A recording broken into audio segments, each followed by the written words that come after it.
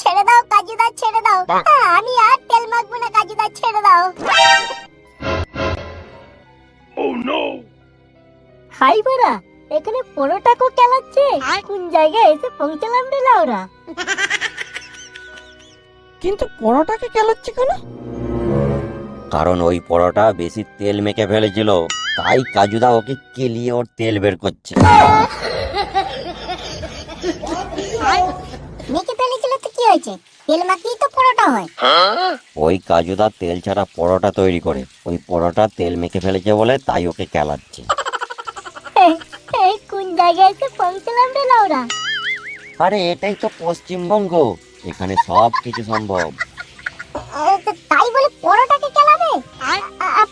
পশ্চিমবঙ্গ? ট্রেনের মধ্যে পশ্চিমবঙ্গ? মানেটা কি?